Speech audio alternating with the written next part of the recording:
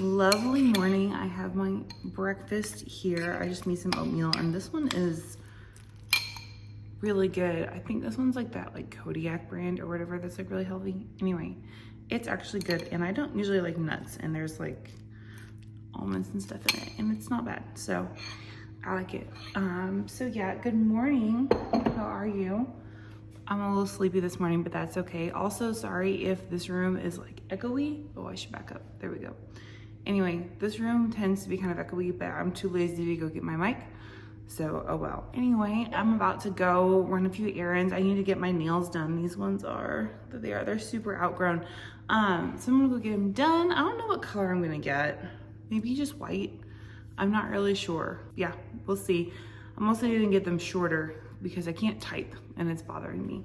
So we're gonna do that. But first I wanna talk about what books I need to read this week. The first one, I just got my hold in from the library and I'm really excited about it, is Vicious by V.E. Schwab. I am on a bit of a V.E. Schwab kick right now. And so I am super excited I'm really excited about this one. So I've read her Shades of Magic series, which is really, really good. And this one, I believe people have powers in this one as well, but I think that this one is supposed to give off like a slightly more superhero-ish type vibe as opposed to like fantasy. I don't know yet though, but that's what I've heard. This one I believe focuses on like people gaining power through near-death experiences or something like that. So I'm not sure, but I'm so hyped for this. I was waiting for my hold to get in from the library and it finally did. So I'm really, really happy. So I'm definitely gonna start this one today, probably. I'm so excited for this one. Next, I'm gonna go ahead and pull the book title out of my TBR jar. This is the jar that I put together at the beginning of the year. And I'm kind of doing a read it or unhaul it challenge with this. I'm gonna draw a name and I either have to read the book and decide to keep it or get rid of it because I have so many books that I have not read and I need to get through them. I'm gonna give myself one put back for this one. So if I don't like the first one that I draw, I can redo it. Okay, I'm gonna grab this. Okay, I don't know what it is yet. I'm gonna see if I can show you guys first, but it's like really, really tiny, so I'm not sure if you can see it, but there it is. What did I get? Oh, I think that's a Dickens. Oh, yes. Okay, that's Hard Times by Charles Dickens. Okay, here we go.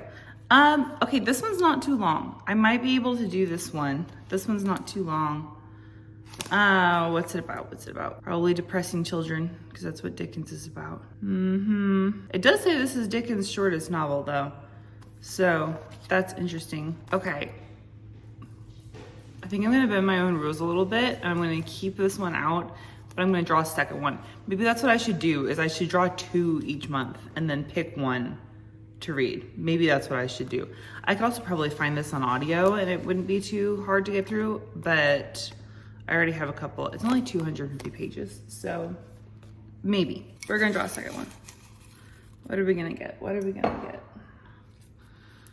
This is why I don't get through my classics. I collect them so I look smart, and then I like never get around to reading them. This is long. What is this? Oh, the Book of Merlin. Okay, let me grab that one. Okay. No, that's with the diversity. Wrong one. I found that I was looking at the wrong shelf. I forgot who it was by, so I couldn't look it up because I have them sorted by author, so I couldn't look this one up. Okay, this is old fantasy. This is by T.H. White, who wrote The Once and Future King. I have read that one, and that one's good. It's about King Arthur. And so this one is supposed to be like the actual like ending of that story. Like that story is cohesive as a whole, but then this is, I think, supposed to take place along the same lines, just at the end. I actually think that I'm gonna go with Hard Times because I have other fantasy that I'm reading right now, and I didn't love my pick of like older fantasy stories that I had last month that I tried to get through. So I think I'm gonna put this one back, which means I'll actually read a classic this month. Yay. I used to read so many classics, like it was all I read. I used to read so many of them, and then I got a little bit burnt out, but I still have a lot on my shelf that I haven't read yet. So we'll start with this one. I think I'm just gonna try to read it. I don't think I'm gonna do the audio. I think I'm just gonna read this one. So that makes these two on my list for this week. Hey guys, I am like massively overdue for an update. It's like 2 days later now. I have not felt like filming, so I just haven't. So I'm very, very much in need to update. First of all, I did get my nails done. Look, they're pink now. I was not planning pink when I went, but then I saw it and I was like, well, that's cute. And it's August, which means it's like the last month of summer, even though in Texas it's going to be hot for 2 more months still. But August is like the last month of summer in my mind. So I decided to go with something bright and summery and short so that I can like type and stuff. So that's fun. But I really need to update you guys on Vicious. I am eating this up. It is so good. It is so good. I am halfway through already because I can't put it down. And I am just loving this so much. I love Schwab's writing so much. It is really, really good. So yeah, I think when I filmed before I started this, I think I kind of gave a brief synopsis of what it's supposed to be about. But our main characters in this are Victor and Eli, and the book starts in the past when they're both in college. They're college roommates. This book has a dual timeline. It is continually flashing back between the past when they were in college, when the story started, and then 10 years later after a lot of stuff has gone down. So the story's flashing back and forth, and I think the dual timeline is actually done very, very well. Dual timelines are hit or miss for me, and I feel like this one's really, really good. But in the beginning chronologically of the story, Victor and Eli are college roommates, and it's their senior year, and they're both working on their thesis. Victor is working on studies with adrenaline and stuff like that, and Eli is working on a theory about the possibilities of people with powers. In this book, they call them extraordinary, and it's all one word, capital E, capital O, extraordinaries, which are basically the possibility of superheroes. This book is set in the modern world. Marvel and DC's superheroes as a genre is a thing that's mentioned in this book, because he's what if people could really do that? And the other one goes, what, Superman? So that's a thing. So the concept of superheroes as we know it is here. But then the real life application of that, the people are called extraordinaries. They're working on this thesis, and they come to a theory. They come to a theory of how that happens, and looking back at studies and stuff like that. And, it's so far in the world, the theory about extraordinaries is just a lot of conspiracy theorists and stuff like that. But when they look at the data and stuff, it seems to be related to near-death experiences and things like that, and basically coming into people dying and then coming out of that, people have been dead for 4 to 5 minutes or something, and then they're brought back. And what does that do? And can that turn you into one of these extraordinary people with powers and things? And so that's their thesis. And so it starts off with Eli just being hey, this is my theory. I'm going to write my thesis on this. And then Victor's well, what if we actually see if it works? So they try. It takes a couple tries, but it ends up working. And so this book is really just exploring that concept and how far you can push that. Because obviously that's a very dangerous line to tread, because you basically have to die, but not so much that you stay dead. And so it's a very fine line that has to be drawn, and how the characters deal with that. And so it's very interesting. And so also the powers that people end up getting are kind of based on their own personalities, but also their thought processes and their emotions, as they are physically dying. And then that manifests into this power that they develop. So it's really, really interesting. I'm really enjoying this. The story starts out with they have all these flashbacks to back when they were still in school, but then the story is also taking place 10 years later when Victor has been in jail for like about 10 years and stuff, and he has just gotten out, and now he's trying to track down Eli because stuff goes down after they've been working on this. And so it's very, very, very much an enemies dynamic between the two of them, and it's really good. I am loving the fact that so far, at least as far as I can tell, neither of them are good people at all. They are both very, very much would probably fit into the villains category. And so, I mean, the duology is called Villains, so like that's expected. But it's very interesting to read from that perspective. Like the whole story feels like it's being told from the villain's perspective almost. So it's really good. The characterization in this is obviously amazing because Schwab is really, really good at that. And so, yeah, I'm loving it so far. I will probably finish this very quickly within the next day or two. I am halfway done and I cannot put it down. It's a very quick read and I'm loving it so far. Hey guys, so I finished it.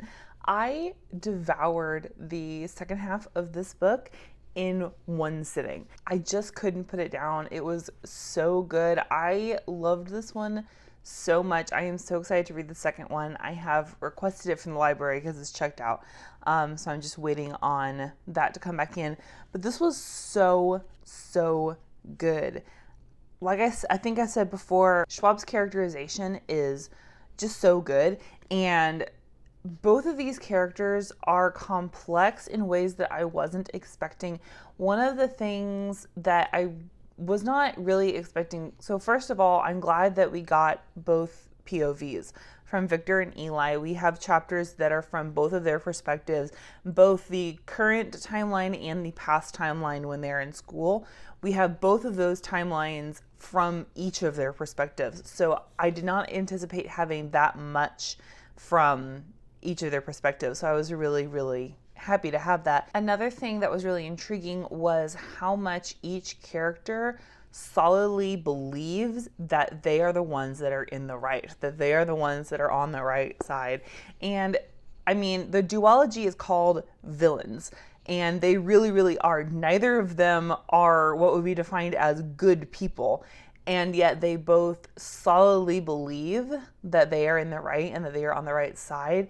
And so hearing that from both sides and their reasoning and explanation behind it was really, really cool. I loved as the story developed and more characters got introduced, how the different powers that different people have work together and what that dynamic looks like was really, really interesting. I felt that a lot of the different powers that people have, they were varied and different in ways that I wasn't expecting. People that are able to handle it and people that can't.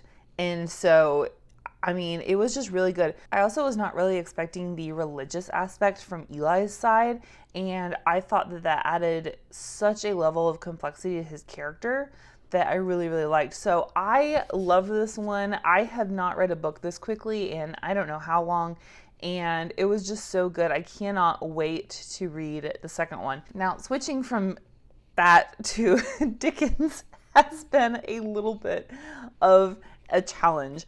I love Dickens. I have historically loved Dickens. I have read many, many, many of his works, and I really like him, but it has been, I don't even know how many years since I have read one, and there are a few that I have on my shelf, like this one, that I've had for a while and just haven't read. And so making the switch in my brain to leaving off of that and coming to this is kind of challenging. I've been reading a lot of fantasy lately, and so switching from that to a classic is a little bit of a leap, but I am glad I am. This is a short book. It's only 250 pages. Now, they are pretty dense. The typeset is fairly small and very densely packed in, but it's overall not too long. I'm already about 50 pages in, and I mean, I don't really have much to say about it at this point. It's very, very, very what Dickens is known for. This one so far at the beginning is focusing on a man who runs a school, And his big thing is that everything has to be based on fact. No imagination, no fiction, nothing that's not based on fact, and how that translates to that. And he has children and how that looks there, and what that looks like. So, I mean, the story so far is there's not a whole lot to talk about. I've only just started it. It's not a very long book, but I did forget how much I enjoy Dickens' writing. I mean, he's a classic for a reason, but I forgot how much I actually enjoy his writing and his descriptions.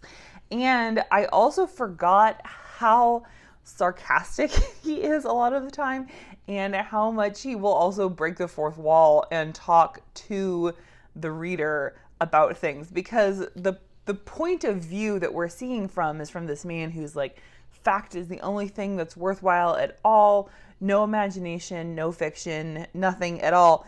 But then the narrator is making fun of that at the same time and pointing out the flaws in the character and the logic as just a side note to the reader. And I forgot how much Dickens does that, and I actually enjoy it. It's really funny. And so, I mean, this book is dense. I'm gonna really try to force myself to stay on with it because I don't want it to take up too much of my time, but I don't want to just DNF it either. It's not really what I'm in the mood for right now, but I will have been happy about the fact that I will have read this. And so I'm really, really trying to force myself to stick with it and just finish it, because it's so short. It's so short. I would feel guilty about not finishing it because I really don't have much of an excuse. So that's where I am with that. I don't honestly know how much I will check in about this, because it really just depends on where the story goes and if I really have anything to say about it. The fun thing about Dickens for me is just his writing style, and not necessarily like the plot and things like that. I mean, Dickens is social commentary for his time, and so he is dealing with a lot of industrialism and social justice and things like that, and which are important things, but it's just kind of harder to talk about. So I'm not sure how much I'll check in with this, but I will try to check in a couple times before I finish it. Okay, so I finished Hard Times. Like I suspected, I don't really have a ton to say about it. I finished it. It was fine. I definitely enjoyed this the least out of any Dickens novel that I have read. And I've read several of them, probably about 5 or 6 at least. And I just didn't enjoy this one as much. I felt like the story just wasn't compelling. It was very political, which is standard for Dickens. There was a lot in here that focused on things like workers' rights and labor unions and things like that. But the characters and the story that surrounded it, I felt just really weren't very interesting. There was some character development, like the character of the story starts with Mr. Gradgrind. He's the one who is very focused on fact is the only thing that matters. Any sort of imagination or fictional enjoyment of anything is just wrong and not worth your time. And he does end up having some character development near the end of the book, kind of along the lines of Ebenezer Scrooge in Christmas Carol, where you have this older character who's very set in their ways, and then they're kind of shown what that can lead to, and then they come around. So there was some character development, but I just felt like there wasn't enough, and the story wasn't compelling enough for me to really care all that much. I also feel like there were some characters in here that didn't even need to be in here. They didn't give that much to the story. They didn't move the story along a whole lot. Sissy Jupe's character in particular, I was interested when it first introduced her character and how she kind of became part of the Gradgrind family. I thought that might be interesting and see how that develops and how that comes along. And it really seemed like she was only there to do a very minor thing at the end of the book, which I feel could have very easily been done by another character. So I felt that even the characters that were in here, which weren't that many, weren't really developed as much as some of the other Dickens that I've read have been. There was also a rather unfortunate moment of blackface at the end of this book that kind of just jump scared you out of nowhere. So that was there. But yeah, so I finished it. It wasn't very satisfying or interesting or entertaining or anything like that. I'm glad I read it, but I'm kind of ambivalent about it at this point. I think I gave it like 3 stars. I have a hard time rating classics anything below 3 stars because I know that they're classics for a reason, but my own personal enjoyment, I just didn't care for it very much. But yeah, so I did read this, so I don't have to unhaul it, but I still might end up unhauling it at some point just because I really, truly don't care about it at all. So we'll see. I'll stick it back on my shelf with my other Dickens for now, but it's not my favorite thing in the world. It's my least favorite of any Dickens that I've read so far. And I really don't have that much to say about it. So this vlog was kind of not what I was anticipating because the first book I read, Vicious, I enjoyed too much to be able to stop and talk about it. I read it too quickly. And then this one, I just don't care. So I don't have a lot to say about this one either. So maybe not the best results out of a reading vlog so far, but I finished it. So yay for me. I read a classic and I haven't read any classics in a while. So that feels good. But yeah, that's about all that I have. If you have read any books by Charles Dickens, I would love to hear what your favorite one is because Dickens is an author that I do generally like, but this one just wasn't it. So if you have read Dickens, let me know what your favorite one is. I think that my favorites are probably, I really liked Our Mutual Friend, and I actually really like Great Expectations. Also, those are probably 2 of my favorites. So let me know down in the comments if you have a favorite Dickens that you have read so far. Remember, like and subscribe, and I'll see you next time. Bye.